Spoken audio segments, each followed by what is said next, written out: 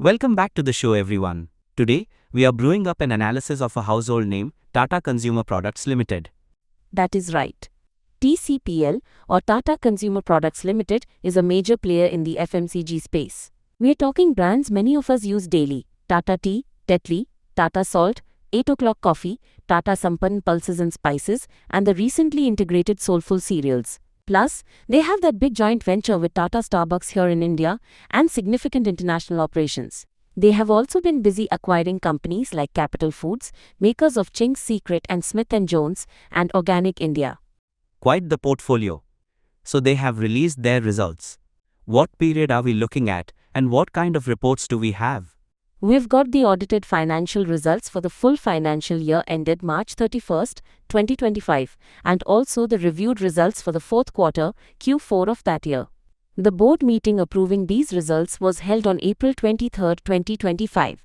Importantly, we have both the standalone results, reflecting the parent company's performance in India, and the consolidated results, which include all those subsidiaries and joint ventures globally. Excellent. Comparing standalone and consolidated should give us a good picture. Let us dive into the consolidated numbers first. How did the group perform overall in financial year 2025? Alright. Diving into the consolidated results for the full financial year 2025.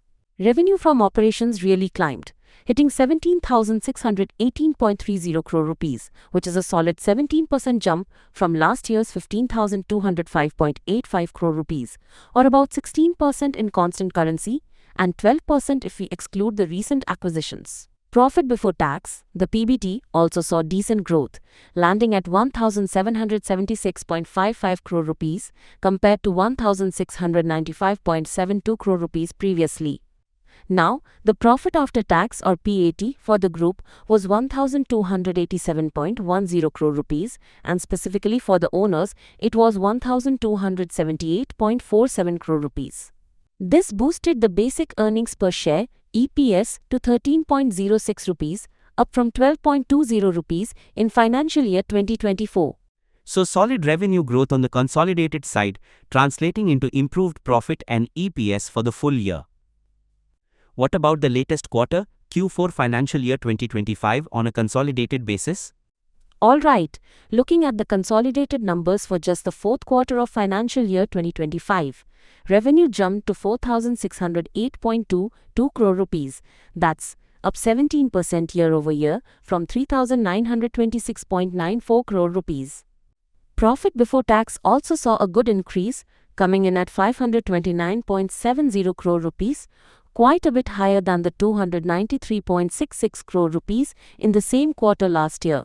And the profit after tax for the group reached 348.72 crore rupees for the quarter, which is a big leap from the 212.26 crore rupees in Q4 of 2024.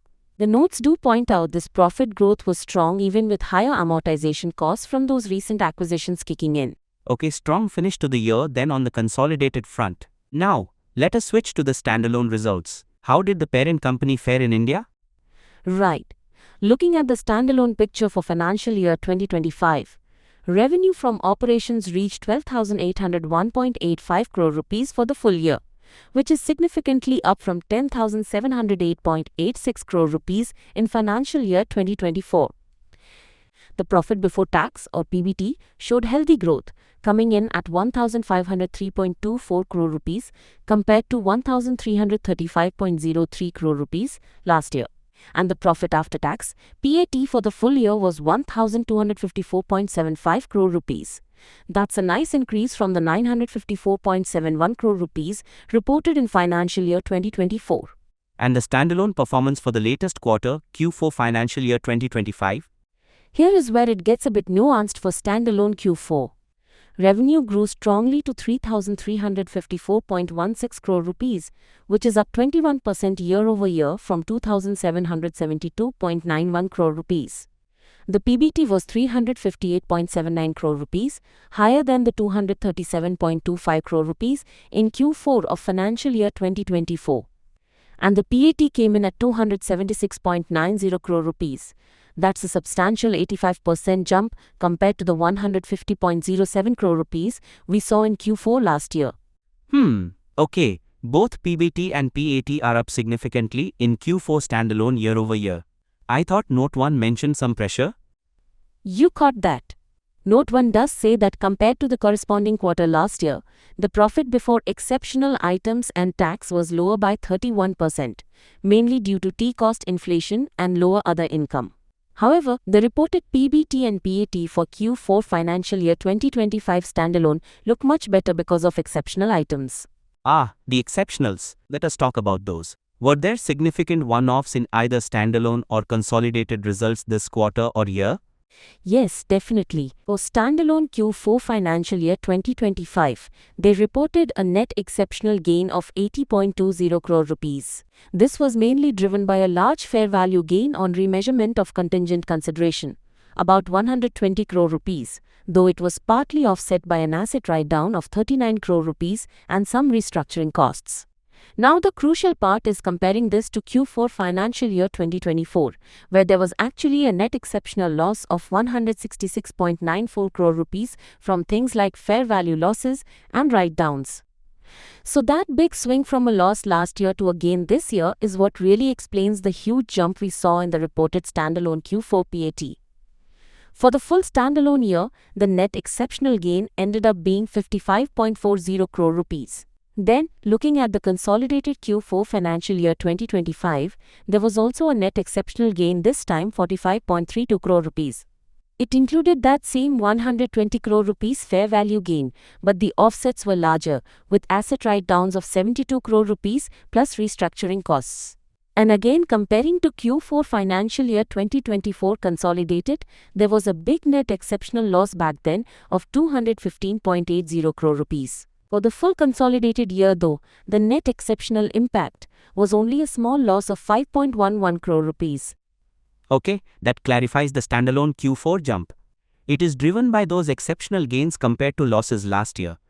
What about profitability margins considering these exceptionals? Good point. Let us look at the reported net profit margins for the full year financial year 2025.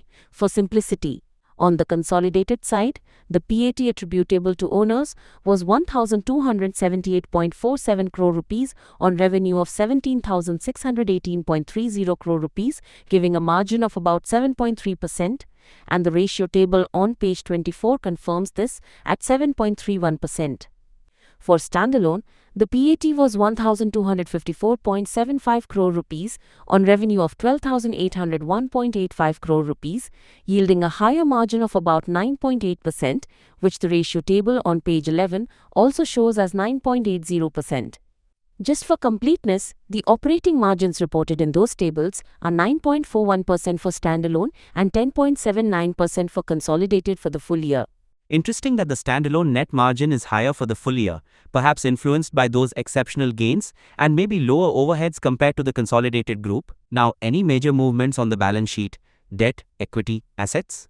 Looking at the consolidated balance sheet as of March 31st, 2025, a few things stand out. Goodwill and intangibles have really jumped year over year, mainly because of those recent acquisitions like Capital Foods. Goodwill is now sitting at 11,330.42 crore rupees and other intangibles are at 7,358.60 crore rupees. Total equity has also grown substantially, reaching 21,390.30 crore rupees compared to 17,436.13 crore rupees last year. That's thanks to the profits they've booked and the impact of that rights issue. On the debt side, things look pretty healthy. The debt-equity ratio on a consolidated basis is quite low at just 0.11. Even the standalone balance sheet shows strong equity growth and an even lower debt-equity ratio of 0.03. Healthy balance sheet then. What about cash flows and dividends? Looking at cash flows for financial year 2025, on the consolidated side, they generated strong positive cash flow from operations around 2,056.65 crore rupees. Investing activity saw a big outflow, about 2,353.63 crore rupees, mainly due to acquisitions and buying property and equipment. Financing activities actually brought in cash, a net positive 452.70 crore rupees, largely thanks to the rights issue proceeds. That was about 2,980 crore rupees after expenses, which more than covered dividend payments of 741 crore rupees and debt movements. so overall cash went up. The standalone cash flow shows a similar story. Strong operating cash flow of 1,274.11 crore rupees, a large investing outflow of 1,844.66 crore rupees, which included payments for buying subsidiaries, and a positive financing inflow of 711.26 crore rupees, again helped by the rights issue offsetting dividends. And speaking of dividends, yes, the board has recommended a dividend of 8.25 rupees per equity share. That's for a 1 rupee face value share for the financial year 2024 to 2025. That works out to an 825% dividend. Of course, this needs shareholder approval at the upcoming 62nd AGM, and if approved, it'll be paid out on or after June 21, 2025. Good news for shareholders on the dividend front. Now, a key part of TCPL is its different business segments. How did they perform individually on a consolidated basis? The consolidated segment report on page 21 gives us this detail. The branded business India is the largest segment, really the core engine, bringing in revenue of 11,240.71 crore rupees and a segment profit before interest and tax of 1,020.98 crore rupees for financial year 2025. Then you have the branded business international, a solid contributor with significant revenue of 4,548.55 crore rupees and a profit of 666.61 crore rupees. The non-branded business, which includes plantations and extractions, also showed a growing contribution with revenue of 1,909.53 crore rupees and a profit of 407.11 crore rupees. And just looking at assets, the India branded business holds the bulk of them, around 16,910 crore rupees out of a total segment asset base of roughly 26,932 crore rupees. So the India branded business is clearly the heavyweight, but international and non-branded are also important contributors. How would you summarize the overall performance year over year? Overall, financial year 2025 was a year of strong growth for Tata Consumer Products, significantly boosted by acquisitions. Consolidated revenue grew 17%, and PAT attributable to owners grew by about 11%. Growth excluding acquisitions was still a respectable 12%. The India business performed well, though standalone results indicate some margin pressure from costs like tea inflation in the latter part of the year. International business was steady. The balance sheet remains healthy, strengthened by the rights issue, and they continue to reward shareholders with dividends. Efficiency and integration of the newly acquired businesses will be key going forward. You mentioned acquisitions and also some amalgamations. Any other significant notes from the reports we should be aware of?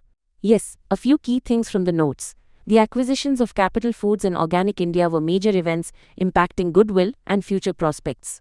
Also, several entities like Nourishco Beverages and Tata Consumer Soulful amalgamated with the parent company effective April 1, 2024, which meant restating last year's standalone figures for comparison. The successful rights issue boosted equity and provided funds, and the EPS figures were adjusted retrospectively for its bonus element. It's also standard practice that the Q4 figures are balancing figures between the full year and 9-month results. And finally, segment details are only shown in the consolidated results as per accounting standards. Got it. Now a crucial check: the auditor's reports. What did Deloitte Haskins & Sells LLP have to say about both the standalone and consolidated results? Any qualifications or concerns? This is important. Looking at the standalone auditor's report on pages 3 to 6, Deloitte gave a clean bill of health. An unmodified opinion for the full year ended March 31, 2025, and an unmodified conclusion for the quarter based on their review. They did mention the restatement for amalgamation and the Q4 balancing figure in other matters, but confirmed these don't change their clean opinion. Now, for the consolidated auditor's report on pages 12 to 16, it's also an unmodified opinion for the year and conclusion for the quarter. However, there's a key other matters paragraph on page 16. Deloitte points out they didn't personally audit the financials for 33 subsidiaries, representing substantial assets of 12,851 crore rupees and revenues of 4,629 crore rupees for the year, nor for an associate and a joint venture. They make it clear their overall clean opinion on the consolidated results relies on the audit reports from these other auditors. Okay, so while the final opinion on the consolidated results is clean or unmodified, it relies heavily on the work done by auditors of numerous subsidiaries. That is quite common for large complex groups, but good to note the scale of reliance. Exactly. It does not qualify the opinion, but it highlights the complexity, and that Deloitte's direct audit scope did not cover every single entity within the group. Understood. So pulling it all together, what is the outlook for Tata Consumer Products based on these results? Disclaimer first. As always, investors should consult certified financial advisors before making any investment decisions. Our discussion is for informational purposes only. That said, the outlook appears broadly positive. TCPL demonstrated strong growth in financial year 2025, aided by strategic acquisitions that expand its portfolio into high-growth areas. The core India business remains strong, and the international segment provides diversification. The balance sheet is healthy and the dividend is a plus. Key factors to watch will be the successful integration of Capital Foods and Organic India, managing commodity cost pressures particularly in tea, sustaining growth momentum across segments, and navigating competitive intensity. Makes sense. So to wrap up, a solid financial year 2025 for Tata Consumer Products, with significant growth fueled by both organic performance and acquisitions. Standalone results showed some underlying cost pressure in Q4, masked by exceptional gains. Consolidated picture looks robust. The auditor reports are clean, though the consolidated one notes reliance on other auditors for a large number of subsidiaries. The dividend recommendation signals confidence. Precisely. A year of transformation and growth, setting the stage for future performance. Eyes will be on integration execution and margin management in financial year 2026. Great analysis. Thanks for breaking down those numbers for us. Pleasure. Always interesting to look under the hood of these big consumer companies. And thank you all for tuning in. If you found this helpful, remember to like, share, and subscribe wherever you get your podcasts. We will be back soon with another deep dive.